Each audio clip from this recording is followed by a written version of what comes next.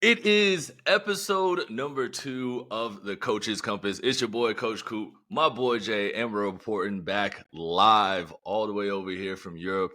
And as always, thank you guys for tuning in for the first episode and super excited as this thing continues to roll. As always, go ahead, hit the subscribe button, like, comment, share this with all your friends, family, maybe some coaches out there that you know that need a little bit more knowledge, need a little bit more guidance, and maybe they also want to get their story out there too. Go ahead and send them our way. But today we are discussing post-game soreness. The inevitable, the thing that always happens after camp, after practice, after all games, you will be sore, right? And as we can tell you, both of us are still playing currently, even though, like I said in the first episode, this is the last go round for me.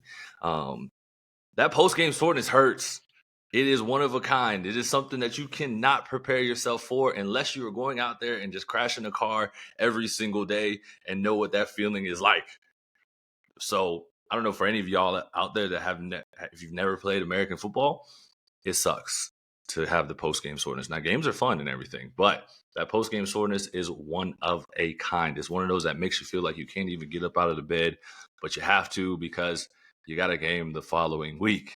So, Jay, what is some things that you do for your post-game soreness, like the day after a game? I guess honestly, it's funny too, inevitable because shit is inevitable. Unless you've been riding the bench, that shit is inevitable. But I think it depends. For the most part, definitely depends on my mood. But like if I can, I'll try and get to the gym and get like a body weight lift in, you know, from the from that side, from the gym side, or just like the running side. I'll try and like um more do some like more so aerobic stuff and just like long distance or long duration runs or a body weight circuit just to get the blood flowing again and give my body, I guess, something totally opposite of what I was doing in that sport.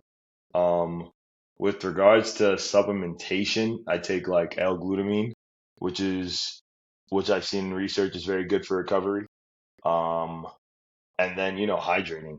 I think one thing too people forget is hydrating is like not only just drinking water, but, try and throw some minerals in your water, if you can put some, because if you're just drink water, you know, there's no electrolytes in that. So try and add some type of, potassium, calcium, magnesium, or sodium to your water. Like sometimes even after the games, I'll throw some salt, just a little bit of salt in my water, just to have a little bit of electrolytes instead of you just drinking a bunch of water like a camel. But yeah, So would you consider a hydration drink to be, because it's everybody's favorite, Gatorade? yeah, I think everybody should be smart enough and knows at this point where it's just like Gatorade. We shouldn't be drinking Gatorade unless like you just want to drink it for the taste of it. I mean, there's just too much sugar in there. Honestly, it's so hard to find Gatorade here in Europe too. So it's like that option isn't even available. There's sometimes I go back home in America and I'm like, I didn't work out. I just on a regular day, I didn't work out earlier, and my intention is to just go home. I'll grab a Gatorade Oh because yeah. the shit Oh should be yeah. bomb. Should That be glacier bomb. freeze, man, you gotta get you one of them, boy. But I feel like everybody is smart enough now to know, yeah, you mean we're not getting Gatorades to fucking replenish our fucking glycogen stores or just like to recover better. You would say that everyone is smart enough, but we all are so back here in Europe to where things are still a little bit further behind, right? So they're still kind of trying to figure out the best ways. Because I remember, I mean, I know my first game this year, like you said, you got up and you go to the gym and you get a little bit running. And after my first game this year, I didn't do a thing. Didn't do a single thing. It was one Damn. of those post game sorenesses because I hadn't played in 2 years. It was one of those post game sorenesses that was like, man, why do I don't remember it ever being this bad. Like, nah, this ain't the same body I was playing with before That that I'm boy's like, playing with now. is this for the love of the game? Yeah, like do I really love it that much? Like coming into this at 32 is a lot different than when I remember back to my first year at 25. It's completely different how you deal with that post game soreness. And for me, I didn't do anything the day after the game. I tried to roll out of bed, get me a smoothie, eat something, and then I went right back to my bed. Now that I've gotten a little bit more accustomed to or being prepared for that post game soreness, I'll get a walk after the game. But other than that, I'm definitely not going to the gym like I was before. The day after a game, maybe 2 days after, I'm good to go. But day after, nah, you can't catch me doing anything. And that's just from coming to learn your body. As the older we get, like we hate to say it, but the body does slow down a little bit, and Yeah. those hits do impact you a little bit more. So I think that's why, when you tell people you're 32 or getting plus 30s and you're still playing, they're always like, "Whoa, are you sure? Like you want to continue on and you want to keep playing?" And it's just because of the impact of the game and how much damage it does to the body. Uh, so I can speak for myself. I know that, after dealing with these post game shortnesses, I'm listening to those words and I'm hanging it up because I want to still be able to play with my daughter and be able to run around with her and not feel what I'm feeling after those games. But for those that do not play in games, it's a little bit different for you guys. Go ahead and Yeah. take your ass to the gym. Get you a workout if you just ride the bench. You Exactly. should not be complaining about any type of soreness. You should be doing everything you got to do to get on the field so you're understanding what we are talking about. So for your athletes, what do you have them do for their post game soreness, or if they have maybe a nagging like soft tissue injury or anything like that? I think it can depend. So like sometimes, and just like you said, where it's like, some guys they just want to stay in bed all day, and they're just like, bro, I don't have the energy to come up to the field. Like I don't want to get in my car to drive up to the field. I don't even want to see a gym. Whereas like I get that. So it's like, I'll recommend you to, if you have a foam roll at the house, foam roll, stretch, and then go to the sauna. Especially we're in Europe, go to the sauna, hit a little, cold, hot, cold, hot. Um, Walk there, walk back, and then that can be yours for the day, depending on how you're feeling. Because it can be a big mental thing too, where it's just like you don't feel as good, but you're like let me get out and get a run in, or I don't feel like running today, let me get a body weight circuit in. But I feel like you should have some things in your arsenal. I definitely have some where it's like I have things in my arsenal where it's just like, I don't feel great, but mentally like I'm in good spirits. So, I'll go and do like an aerobic circuit, go out for a little jog. Um, and I'll feel better after that. Or it's like, I don't want to leave my bed. So I'll just go to the sauna and kick back and chill and do some hot, cold, hot, cold. But, I think in your athlete, um, like as you're progressing throughout your career as an athlete, you kind of come to learn these things, and you should come to learn these things, what works for you and what you like to do and what you don't like to do. Yeah, because you talk about sauna, cold tub, all that stuff. How much? And again, you're one of the lucky ones that's been in a place for eight years. How much have you seen like the benefits of that, and how much have you actually seen organizations have that stuff? Well, I've only been with this organization, so I can't really. Well, when I was in Japan, we had cold tubs, right? I'm not a big fan of cold tubs. I'm not about to get into that debate right now, but Um, I'm kind of like, if we're gonna do cold, right? I like to do the contrast, right? I like to do Hmm. that contrast back and forth. If we're doing something where um we have a training the next day, I probably wouldn't recommend cold. Or I would recommend cold if you have a training the next day, just because you have to try and, get ready for that the next day. But honestly, for me, with a lot of things where it's like, let the body recover naturally how it already is, how it already knows how to. Um, but yeah, here in Europe or with my team, we have access twice a week to a sauna. Um, but what is it, $5, $7 to go to a sauna once a week after a game? You invest in the sport, invest in your body as well. But also that comes into play with the teams. Like, hey, invest in your guys, Yeah, right? And you got that to should remember be a you're at sponsorship that teams should be actively looking for, honestly. Yeah. a physio, PT, whatever place to go for these guys to recover for their bodies. I'm not just talking about going to the gym. Like, yeah, some gyms do have, and we're here in Europe, so most gyms do have the access to a sauna. But there are other things in there that can come into play to help these guys recover even better. Massages, right? Cryo chambers, all these different things that are accessible here in Europe, right? Are things that teams should be exploring. And maybe for that first season, you may have to pay to show the benefits of it. But then you kind of have to use that and leverage it and, get behind your social media teams. So when these guys, you have your imports going there, like take videos and stuff, because you never know what that might turn out to be and might end up being a sponsorship. Now you have one less thing to worry about on your plate. And now your athletes are able to recover, because you got to remember, you're bringing them over here to play a sport that is very impactful on the body. And you're talking about guys that maybe leaving their families, leaving their jobs, leaving their apartments, whatever they have, maybe back in the stateside. You also have guys that are here that are working regular day jobs, that the chance of getting injured in this sport is very high. Yep. And you don't have any option to recover or get better or feel well for your day of work on Monday. And then you want them to turn around and play a game on Saturday and Sunday, and they don't even have the proper tools. So for the teams out there, find that. Get that, because it will help in the long run.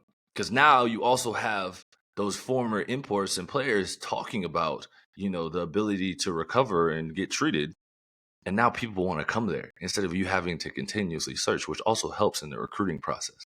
So that's a little bit of a little controversial part there for you guys, to help y'all out, specifically talking to teams, because like we said, we started this, and a lot of teams don't even have strength and conditioning coaches still. True. So there's a whole nother avenue to go down with getting treatment and recovery for your athletes. Now, another big thing that people are big into nowadays is considered life hacks. The tricks and methods to get somewhere quicker than what you need to get to instead of enjoying the process. Now, for you, Coach, do you have any life hacks or life tricks to avoid post-game soreness or alleviate the post-game soreness? No, I mean, I'll turn that back to you, honestly. I'm not a life hack type of guy. I'm definitely not a life hack type of guy. Yeah, I ain't got nothing for you. If I you got if you nothing. want to if you want a life hack or a life trick to not feel post game soreness, like I said earlier, sit your ass on the bench, or Flip it. just Some others, yeah. just stay in the stands. Be a fan of the Exactly. game, and you will not have to feel any of the pain that we're talking about, because it, like we said, it is inevitable, Yeah, like right? you said, If yeah. you do all the research on our sport, the amount of concussions, the amount of injuries, the amount of stuff that happens, it is equivalent to getting in a car crash. And I'm not just talking about a little fender bender. I'm talking about, like, you're going head on to head on with somebody, right? You've gotten T-bone, pause on that, or whatever it may be, right? A serious car accident.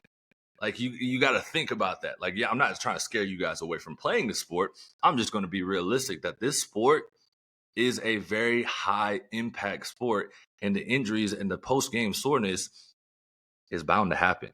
Right. Yeah. So if you don't want to go through that and you don't want to feel that, don't play. All right. That's the simple. Like, basketball players, they have post game soreness, but it's completely different. Rugby has post game soreness, and I would say that's probably equivalent to what we go through. Right. Soccer has post game soreness. Marathon runners has post game soreness, but you don't get into the sport expecting not to feel every bit of it, right? And I'm It saying, definitely is like, very different, though. I feel like it definitely is very different because I feel like we both, like, I didn't play basketball like a high level, but you'll see those basketball players getting in full workouts after games. And sometimes, you have to think about sports that they can play a game within the next 2 to 3 days. And it's like, it's because that contact element isn't there. Like from a central mhm, nervous system aspect, it's like, obviously your legs may be heavy and you may not be able to run as fast the next day and you may not be as strong and your power levels may go down, etc. But like banging every play, pause, versus like, just running a lot in a soccer sport or running a lot in a basketball sport, or like, you think about those sports that'll play 2 or 3 games after basketball, soccer, they'll have 2 to 3 games in a week, baseball, baseball. Yep. no contact, and you can probably think of others, but like, But yeah, there is no contact. You may I would not say feel freshest, but the most impressive sport that has multiple games in a week, that is a high impact sport, is the hockey players, right? Like what they're able to do throughout the season and continuously play, and then that is true.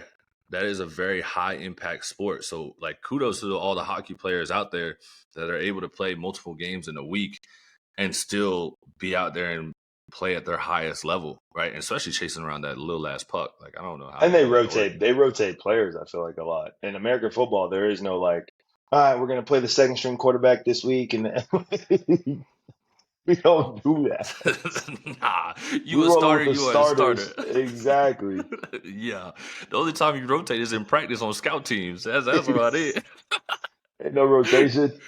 But you still got to go back and forth, and that just like I said earlier, it goes into play. Like, hey, teams, take care of your athletes. You know what I mean? Like, find the stuff that's going to help them.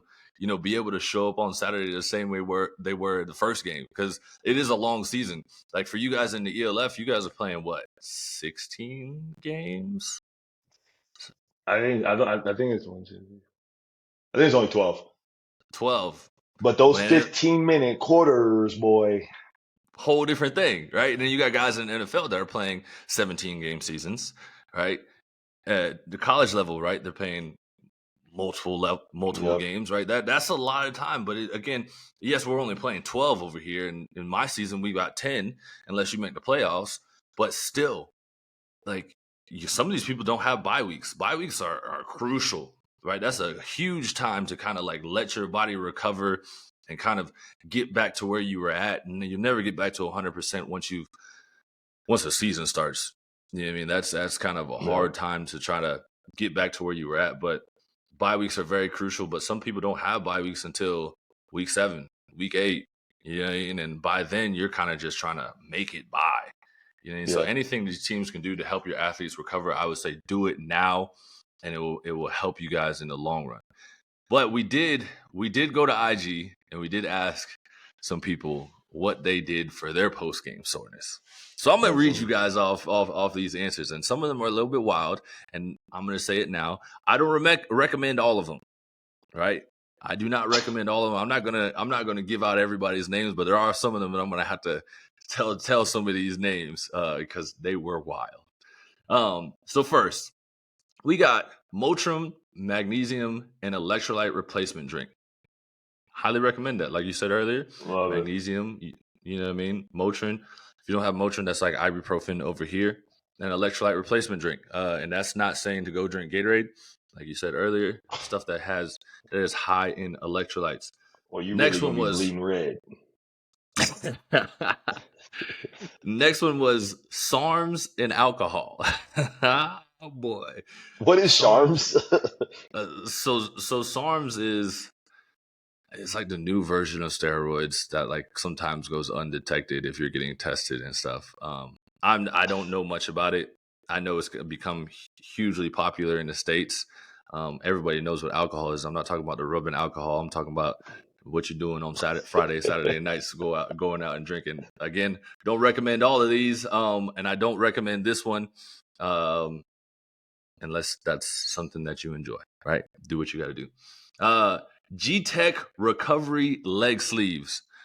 Highly, highly, highly recommend this. That's if you're into it and if it works for you. So again, all these recovery, tools and stuff. We're talking about massage guns, recovery boots, ice What's the tub, price cryo on that? chamber. I'm not 100% sure. We can always get them on and they can always tell it for themselves. So G-Tech is a company out of the Netherlands that does everything sports related. So again, they have G-Tech recovery boots. They have all the football equipment. They've got visors, gloves, cleats, anything you can Nice. think of. You can go over to G-Tech. And also, if you are starting your own brand and maybe want to partner with them to kind of get your branding on clothing, they also do that too. So G-Tech is a big company here in the EU. They're trying to break into the American market. So if you guys have a chance to check them out, go ahead and check out G-Tech. We got glutamine, like you mentioned earlier. Next one, drugs, bro. I don't know what type of drugs they talking about, But I'm pretty sure when you just put drugs, bro, you're talking about the ones that people probably shouldn't be taking. So again, not going to recommend that unless you have something that is prescribed from a doctor or that you have something that has been working for you. Next one is alcohol and painkillers. Trust me.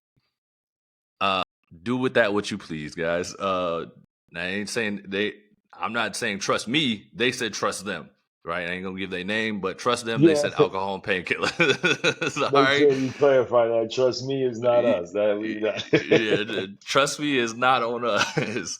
Um, take a nice hot bath. Now, that is great. You can add a little Epsom salt in there too, to help with the little recovery process. Now, if you don't have a bath that is big enough for you, you can always get a little bit of like a bucket, put your feet in there with some nice hot water. You can also just take a hot shower and do the contrast, right? You can do it from there. You can do hot, cold, Yep. on and off. Bath is going to be a little bit tougher because you got to have 2 bathtubs, or if you got enough patience to fill it up, then drain it, then fill it back up again. Cool, you can do that. But I think that's a good one. But again, we're also in Europe to where the sizes of bathtubs aren't the same size as what we have in the United States. So anyone that is 6 foot plus, good luck fitting in the bathtubs over here. Next one is massages.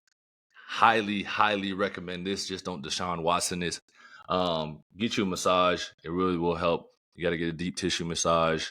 Get you a sports massage. That will really help with the recovery process. It'll also be able to hit areas that maybe you aren't able to hit on your own if you're using a foam roller or a massage gun. And it'll also maybe just help go in and stretch too. Next, we got cold shower or bath and using my massage gun. Hey, that's up there. That's way up there. Next one. So again, like I said, this isn't our recommendations. This is what the people said. Weed, veggies only after a game, turmeric, Advil liquid gels. Now, marijuana is not legal in every country. It's not legal for every. Some places do get tested and stuff. So, not going to recommend that one. But if you do the research on it, if you want to do CBD or whatever it may be, and you take out the THC, maybe that's something that you use. Veggies only after a game. I'm not a vegan or a vegetarian or anything like that, so I can't say if it does or doesn't work. If you want to try it and see if it works for your body, go for it. But veggies only after a game, man, I ain't gonna lie to you. I like to get a little pizza after a game or a kebab or something, bro. But like veggies only. But No, yeah, I I'm ain't not. no. I don't That know boy about really try to. I don't know about being no rabbit. That should put me in a bad mood. That should put me. I was still hungry. You know I'm what I mean? sore. I'm sore, and I'm only eating veggies. And then the Advil liquid gels are again like another version of ibuprofen, a little bit stronger. What we have in the stateside, so you can get those from your physical therapist or your trainer that's at the game if you need a little bit of ibuprofen. Next, we got tequila. So I see a lot of people that are heavily on this alcohol wave. Just remember that alcohol is also a depressant. Um, it can Talk to help him, for the Coop. time. It can help for the time being, right? But afterwards, that post game soreness will still be there, right? So right after the game, if you're drinking, yeah, you probably won't feel as sore. You'll feel loose, limber. That's just the way you see people drunk at the club and they act in a different way because they're a little drunk and they're able to dance all around and everything. Yeah, you'll feel like that. The end of the game, you still got to deal with now the post game soreness and a hangover. So Now you said. that yeah.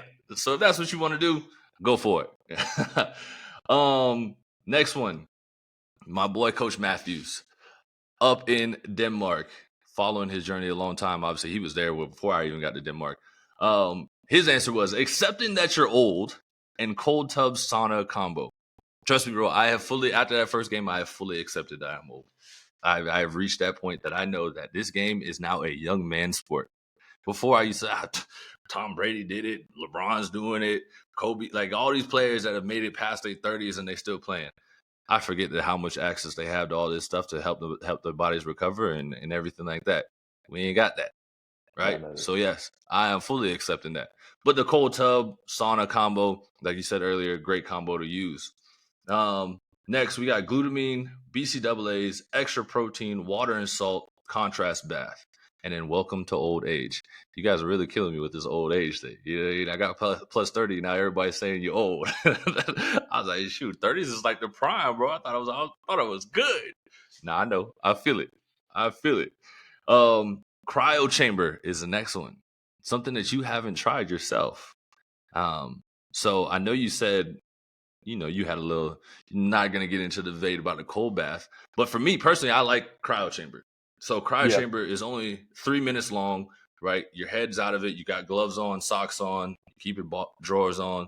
You hop in, it's like cold air coming at you, and it's like from below freezing temperatures. You're in there for 3 minutes, and you're out. Now, you do freeze in there, and it does suck. But I like it a lot better than getting in a cold tub because I don't like cold tubs at all. I can count on one hand how many times I've actually been in a cold tub. Because when they ask you to sit in there longer than 5 minutes, I want to cuss everybody out and fight them right there. So cold tubs ain't for me. Cryo chamber, I can highly recommend if you do have it and access to it. I would say go try it out. Next, we got my boy Tucker out of Nashville, one of the homies. Now, this guy right here is one of a kind. All right. And I can say this because Tucker is one of those guys that you would look at and think, I know for sure he don't touch no weights. He don't work out at all. He golfs and he does intramural basketball. That's it. My man will show up to a basketball game, to the golf course with a Yeti or a water bottle full of, not water, Dr. Pepper. Right? Dr. Pepper. Not Coke, not water, not Gatorade, Dr. Pepper. So his recommendation was Dr. Pepper. Now, drink a Gatorade while you at it. Now, I don't recommend this at all. I don't even know how he still functions or still plays games. He is a spot-up three-point shooter. He is great at golf, but for some reason, he is still able to function off of drinking Dr. Pepper. Like, I don't think I've ever witnessed Tucker one time drink water. This man drinks Dr. Pepper on the regular. So, if you got it in your veins and you're able to do it, by all means, go for it. But I don't recommend drinking Dr. Pepper. Next, we got ice bath. We talked about that one. Use a foam roller and stretch and sleep a lot. Sleep is definitely important to the recovery process, making sure that you get your full hours in. Using a foam roller. Now, there's back and forth with the foam rollers, right? You just got to know how to use it correctly and don't think that it's the end all be all for recovering. It does help, but don't say that that's it, right? Stretching, yes, important, huge, but make sure that you know what you're stretching and how to stretch correctly, right? Because you can end up making things worse by overstretching. Motrin, magnesium, we already talked about that one. Yeah. So that is all the answers that we got for what post-game soreness people use to deal with. And as again, those were recommendations given to us, right? We gave you guys our side of what we do.